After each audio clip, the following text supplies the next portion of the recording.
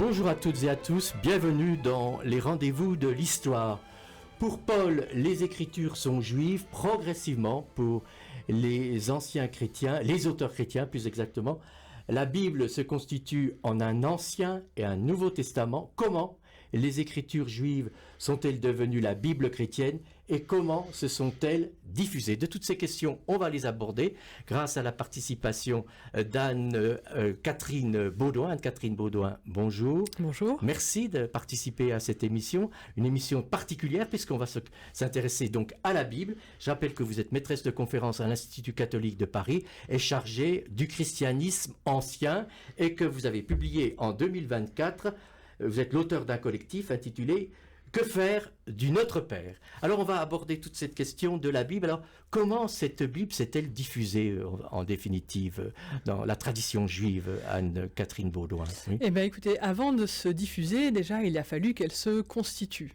Et ça c'est quelque chose qu'on a parfois du mal à percevoir aujourd'hui, puisque si j'ouvre ma Bible, je trouve le récit de la Genèse, et puis je tourne les pages, et je trouve un certain nombre de livres qui sont toujours rangés dans le même ordre, la Genèse, l'Exode, le Lévitique, les Nombres, le Deutéronome.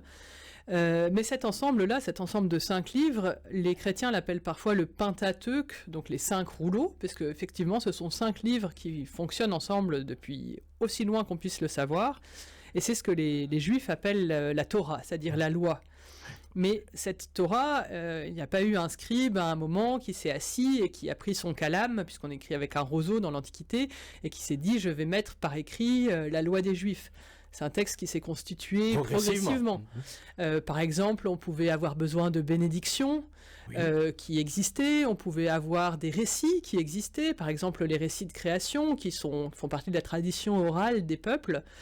Mais on pense que pour la mise par écrit de ces textes sacrés pour l'ensemble du judaïsme, la Torah, ça s'est passé probablement autour du VIe siècle avant notre ère. Parce qu'au VIe siècle avant notre ère, il y a eu un événement traumatisant pour le peuple juif, qui est que les armées de Nabuchodonosor, roi de Babylone, sont arrivées à Jérusalem et ont pris la ville de Babylone. Ce sont les Perses. Oui. Non, ce sont les Babyloniens. On est encore avant, on est au VIe siècle. Et leur mode de fonctionnement aux Babyloniens, c'est d'emmener en exil à Babylone les élites des peuples qu'ils ont conquis. Donc les élites juives partent à Babylone au VIe siècle, et là, au lieu en fait de se confondre avec les Babyloniens, au lieu d'adopter toutes leurs pratiques, leur langue, voilà, leur tradition aussi. Alors ils récupèrent des choses, des traditions. Par exemple, ils découvrent le mythe du déluge qui existait en Mésopotamie. Ils découvrent ce que c'est que ces grandes ziggourats, ces grandes tours sur lesquelles il y a des temples qui vous rapprochent de Dieu, et ils les incorporent à leurs traditions. Mais ils se resserrent aussi autour de leur tradition. Ce qui fait que dans leur Torah, dans ces 5 livres dont on parlait à l'instant, vont se trouver le mythe du déluge, le mythe de la tour de Babel, mais aussi toutes les traditions internes au judaïsme. Et ces textes-là sont constitués, sont mis par écrit, probablement pour commencer, au VIe siècle à Babylone, et puis progressivement jusqu'au IVe siècle avant notre ère. Mais là, il y a un deuxième moment important dans l'histoire juive qui est que, comme vous le disiez par anticipation, les Babyloniens se font renverser à leur tour, par l'Empire perse, voilà, par les Perses, menés par Cyrus qui prend Babylone. Et Cyrus, son mode de fonctionnement est différent. Lui, il laisse chacun rentrer chez eux, l'essentiel étant que les impôts soient payés, c'est toujours pareil. Et donc, peut-être même qu'il laisse les Juifs ou qu'il encourage les Juifs à reconstruire un temple à Jérusalem. Et il leur laisse une certaine liberté. Voilà, c'est-à-dire qu'ils peuvent vivre selon leurs lois et leurs institutions pourvu que l'argent rentre. Exactement. Et ce qui fait que les Juifs de nouveau installés à Jérusalem ont probablement, vers la fin de la période perse, donc vers le IVe siècle avant notre ère, cette Torah qui est écrite dans la forme qu'on lui connaît aujourd'hui, ces 5 rouleaux qui sont toujours aujourd'hui l'élément fondamental de la religion du judaïsme, judaïsme, mais aussi du christianisme, puisque ces 5 rouleaux, ces 5 livres commencent n'importe quelle Bible chrétienne. Oui. Donc c'est une Bible qui est commune au judaïsme et aux chrétiens en quelque sorte. Voilà, c'est-à-dire que là, la Torah, c'est pas l'ensemble des écritures juives. Il y a 2 autres corpus dans les écritures juives qu'on appelle le corpus des prophètes. En hébreu, ça se dit Nevi'im, et le corpus des écrits. C'est un terme un peu général. qui s'appelle Ketuvim, et dans le judaïsme, on utilise un acronyme, c'est-à-dire on prend la première lettre de chaque mot, T comme Torah, N comme Nevi'im et K comme Ketuvim, et ça fait l'acronyme Tanakh ou Tanakh, qui désigne en fait les écritures juives constituées de 3 corpus. Comment ça va-t-il évoluer, Anne-Catherine Baudouin? Alors là, il y a un nouvel événement fondamental, c'est-à-dire qu'on a parlé de l'Empire babylonien, donc, qui fait que les Juifs partent en exil à Babylone au VIe siècle. On a ensuite l'Empire perse qui les laisse revenir chez eux. Et les Perses sont à leur tour renversés, cette fois par l'envahisseur venu d'Occident, donc ça change. Alexandre le Grand, qui arrive de Macédoine qui est grec, au IVe siècle. Macédonien, voilà, de langue grecque. Il parle grec et il va conquérir ce qui correspond plus ou moins à l'Empire perse plus l'Égypte. Jusqu'à l'Indus. L'Indus, et toute cette région-là, désormais à partir du IVe siècle, parlera grec. Donc le grec est vraiment parlé dans tout l'Orient. Oui, absolument. Oui. Et Alexandre, évidemment, pour aller J'allais dire, en vous coupant, c'était la langue universelle de l'époque, en quelque sorte. Voilà, ça le devient. Oui. Et avec la langue, évidemment, les institutions, les lois, le théâtre, les gymnases, enfin, toutes les pratiques du monde grec. Oui. Et Alexandre se rend à Alexandrie, se rend en Égypte, et là, il fait comme tout envahisseur qui voudrait aller en Égypte, il passe évidemment par la Palestine, et là, un certain nombre de Juifs, visiblement, le suivent, donc plutôt des mercenaires et des marchands, qui suivent son armée et qui vont s'installer à Alexandrie. Donc là, c'est pas du tout sous la contrainte, on n'est pas dans un phénomène d'exil, phénomène choisi, mais ces Juifs qui s'installent à Alexandrie et qui sont donc en contact permanent avec le monde grec, oublient progressivement la langue de culte qu'était l'hébreu. C'est-à-dire qu'ils vivent dans un monde qui parle grec, ils utilisent le grec tous les jours et on sait qu'ils prient en grec à la synagogue et ils ont besoin progressivement d'avoir leurs écritures en grec. Donc ils cherchent à obtenir une traduction de la Torah en grec. Donc des 5 premiers livres de la Bible en grec. Ce qui a été fait, d'autant plus que c'était subventionné. C'est-à-dire que à la même époque, le souverain de cette section-là de l'Empire, donc on parle des successeurs d'Alexandre au IIIe siècle, Ptolémée. Les Ptolémées, oui. Voilà, donc c'est une grande dynastie. Qui va régner sur l'Égypte, d'ailleurs. Qui règne sur l'Égypte pendant plusieurs siècles, jusqu'à Cléopâtre. La dernière reine de la dynastie des Ptolémées. Et là, on parle seulement du 2e Ptolémée, qui a cette idée de fonder, les 2 premiers Ptolémées, Ptolémée Ier, Ptolémée II, fondent une bibliothèque pour rassembler les livres de tous les peuples de la Terre. Donc au début, c'est une entreprise grecque, on rassemble des manuscrits grecs, et puis finalement, on se dit que ça vaudrait aussi la peine de traduire les livres qui existent dans d'autres langues. Et c'est pour ça que c'est fascinant, cette histoire de la traduction de la Torah, parce que c'est vraiment 2 projets qui se rencontrent.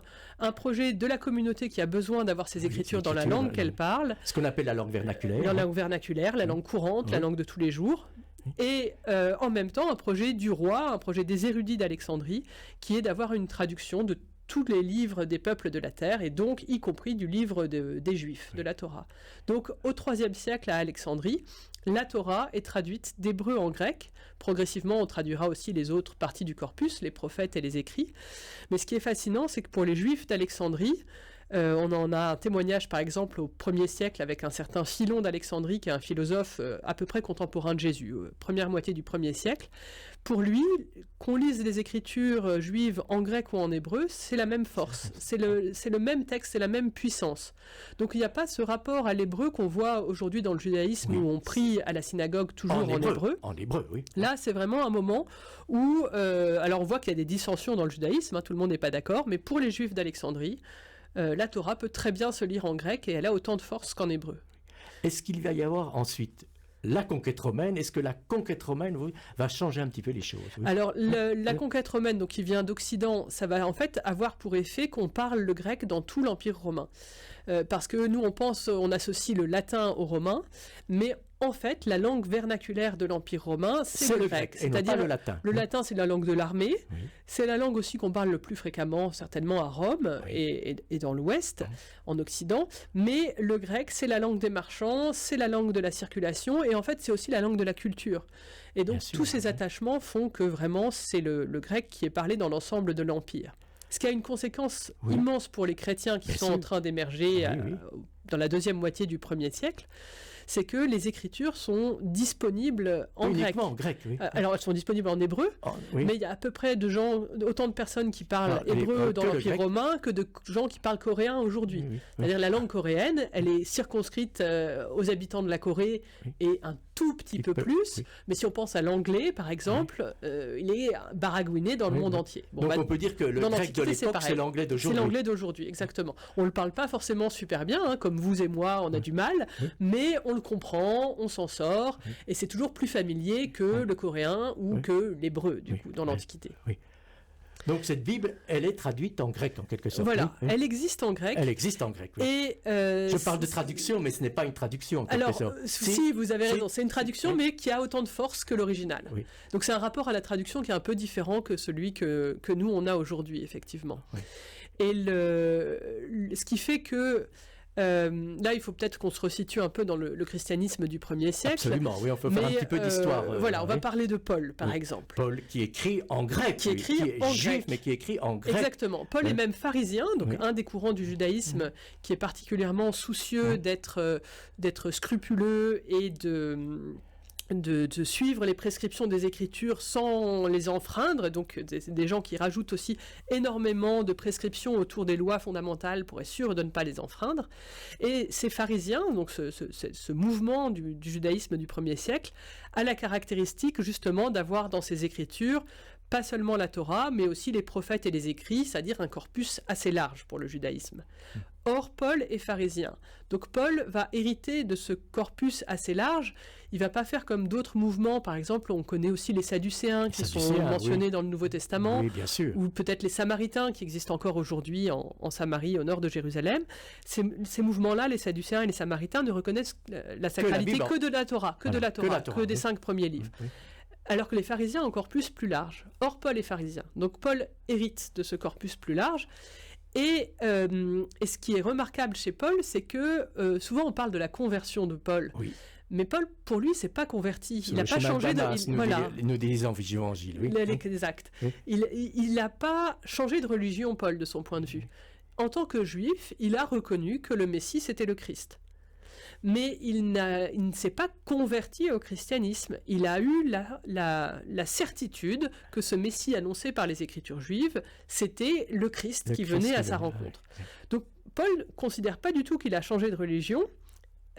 C'est une continuité. C'est une continuité, oui. Ce qui explique qu'il cite dans ses lettres en permanence aux Thessaloniciens, voilà, alors qui est probablement le plus ancien texte de ce qu'on appellera ensuite le Nouveau Testament. Le mot n'existe pas encore, mais voilà, cette lettre envoyée en 51 est certainement le plus ancien texte chrétien qu'on a conservé. Donc dans ce texte-là ou dans ces autres lettres, Paul cite les Écritures en disant, mais comme il est écrit, et il cite ensuite des passages et il considère que les chrétiens sont amenés à vivre selon ce qui est écrit. C'est-à-dire qu'il n'y a pas d'opposition. Les chrétiens sont invités à vivre selon ce qui est écrit dans les Écritures juives. Oui. Alors avec un rapport à la loi qui est différent. Différent sans doute. Voilà, oui, puisque pour Paul, désormais, c'est la communion avec le Christ, la grâce qui sauve, c'est pas le fait d'obéir à la loi. Donc là, il y a un gros changement, le statut de la loi a changé, mais ça ne veut pas dire qu'on a mis à la poubelle toutes les Écritures juives. Donc, je voulais dire, sans rompre sa tradition juive en quelque sorte. Exactement.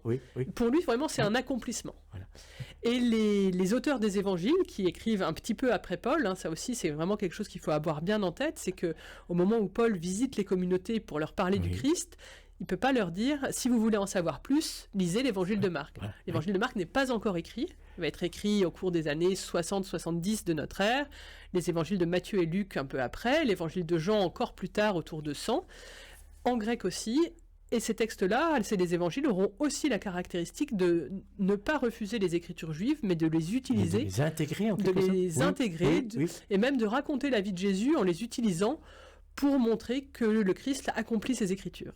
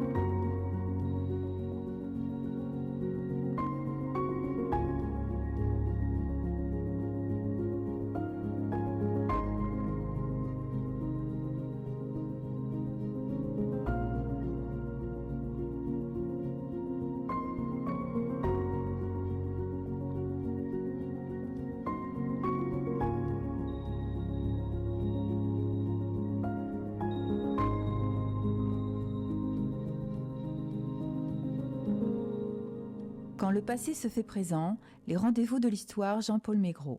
Avec aujourd'hui Anne-Catherine Baudouin. Anne-Catherine Baudouin est maîtresse de conférence à l'Institut catholique de Paris, spécialisme du christianisme ancien. Alors, on revient, je rappelle que cette émission est consacrée aux origines de la Bible, en quelque sorte.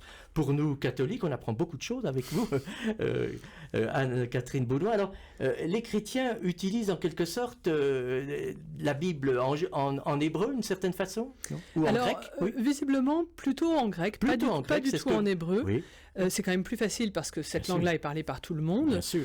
C'est la langue de l'Empire romain. C'est la langue vernaculaire, en tout cas, de l'Empire romain. Même s'il y a le latin à côté. Les choses courantes, en tout cas, et puis surtout dans l'Orient de l'Empire, se font en grec.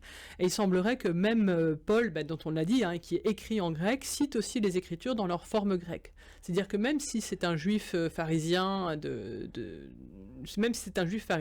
c'est en grec qu'il lit les Écritures. Parce que la perception de la traduction est vraiment que, que le texte grec a autant de force que le texte hébreu. Oui, parce que ça n'a pas été le cas toujours dans la suite. Oui. Et pour les chrétiens, ça va aussi avoir pour effet que les écritures qu'ils utilisent ne sont pas en langue originale.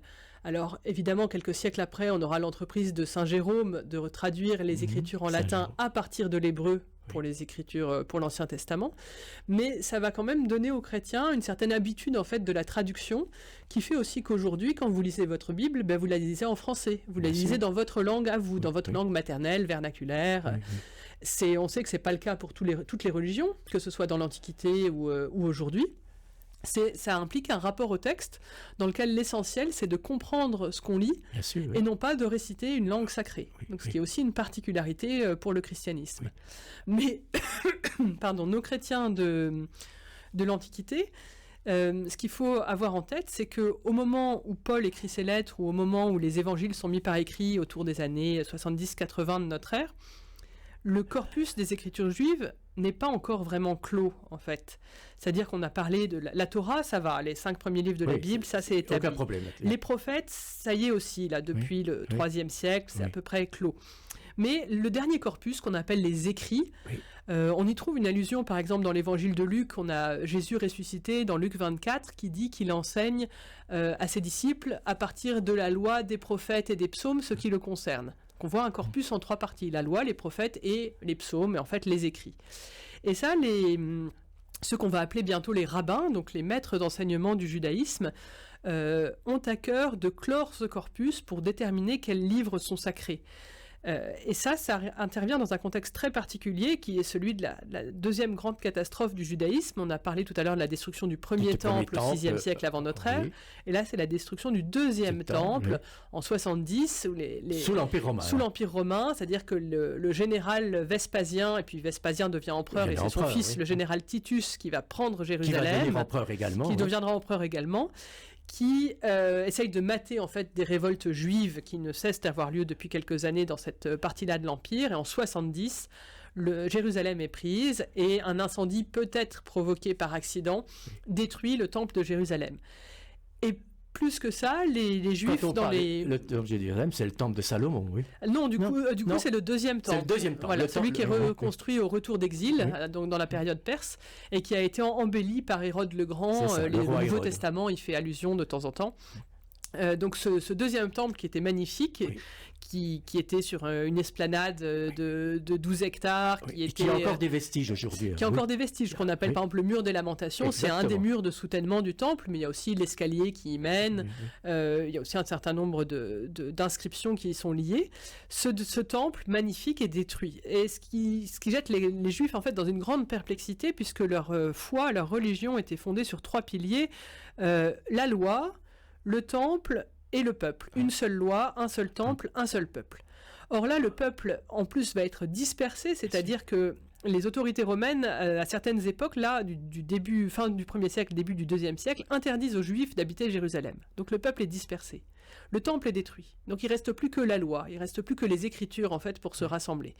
C'est pour ça qu'on va avoir ce mouvement autour de la fin du 1er, début du 2e siècle, des académies rabbiniques, donc des savants juifs, qui doivent déterminer de façon urgente quels sont les livres qui sont sacrés dans le judaïsme, pour qu'on sache autour de quoi on se constitue comme peuple. Bien sûr, oui. Et ça a aussi des aspects pratiques, c'est-à-dire qu'il faut savoir, par exemple, si un jour de Shabbat, le feu prend dans une synagogue, est-ce qu'on a le droit d'enfreindre la règle du repos absolu pour sauver les Écritures? Donc la réponse est oui, mais il faut savoir quelles Écritures on va sauver.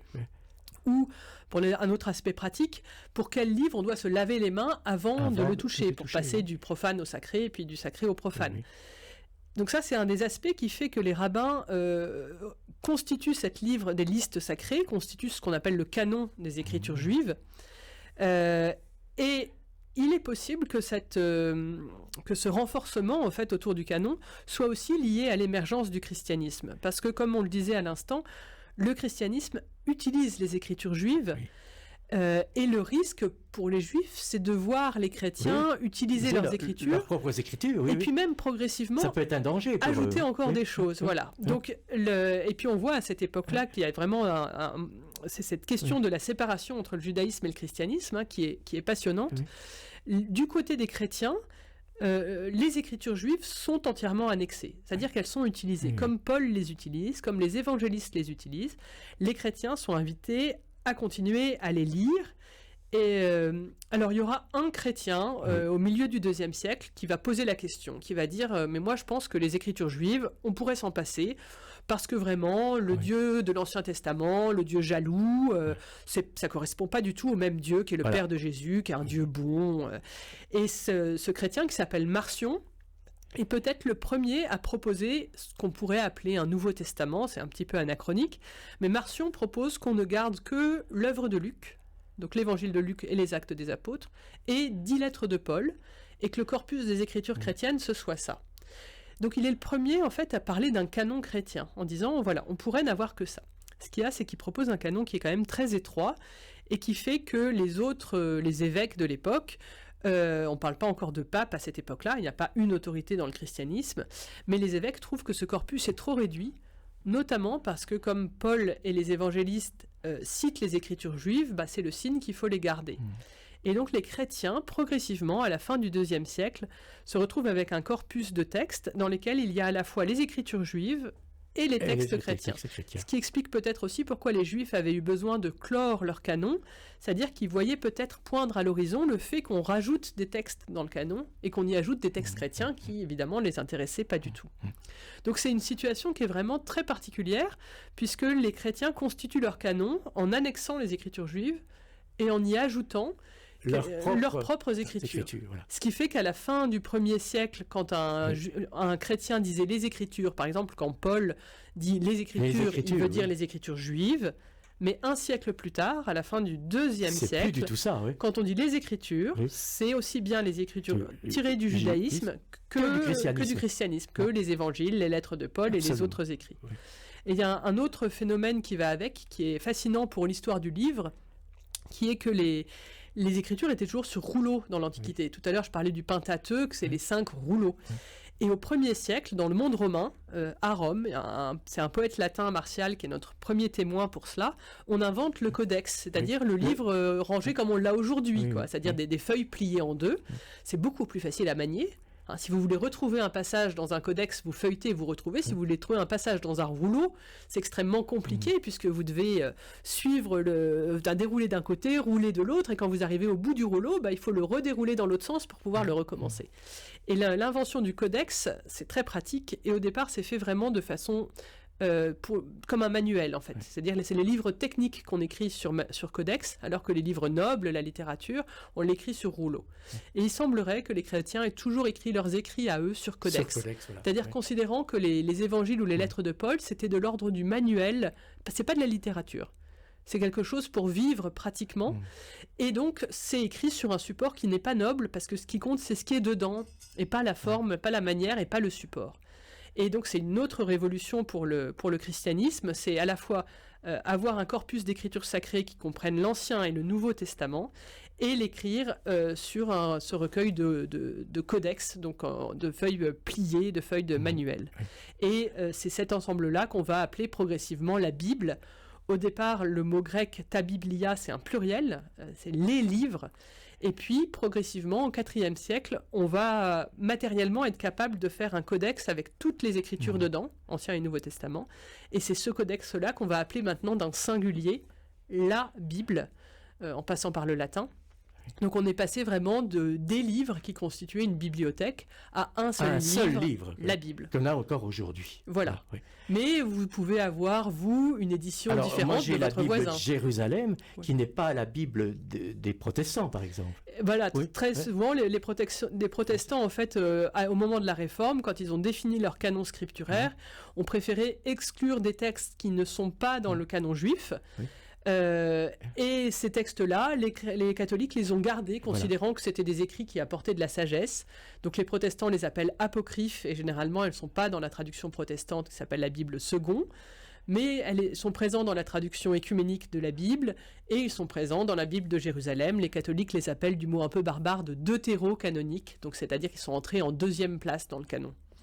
On y reviendra d'ailleurs dans une prochaine émission, si vous le permettez, Catherine Baudouin, sur les évangiles apocryphes. Avec plaisir. Il y a eu il y a quelques années un très très beau documentaire qui s'appelait Corpus Christi, je crois une dizaine d'années, qui avait justement évoqué ces évangiles apocryphes. Un mot sur l'Institut catholique de Paris, dont vous faites partie depuis quelques années. Voilà, alors l'Institut catholique de Paris, c'est si vous voulez en savoir plus sur toutes ces réalités du christianisme ancien et de la théologie d'aujourd'hui, c'est un lieu vivant pour découvrir la théologie. Il ne faut pas penser que la théologie, ce soit quelque chose d'effrayant avec des concepts compliqués.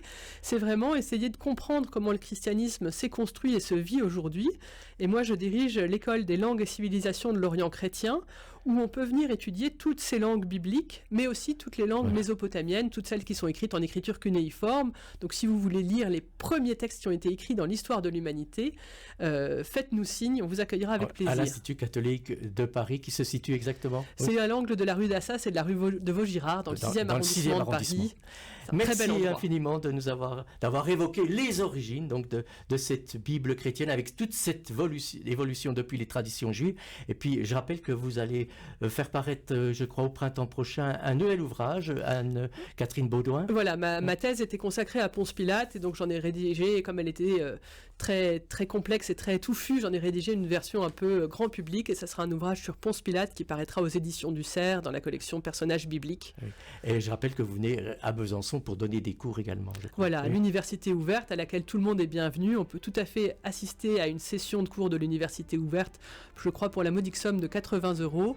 Les prochains cours que je donnerai seront consacrés notamment aux évangiles apocryphes. Eh bien, on a été complet. Merci beaucoup, et puis on se retrouve sans doute très prochainement. Merci beaucoup Anne-Catherine Baudouin. Merci à vous, merci pour votre accueil.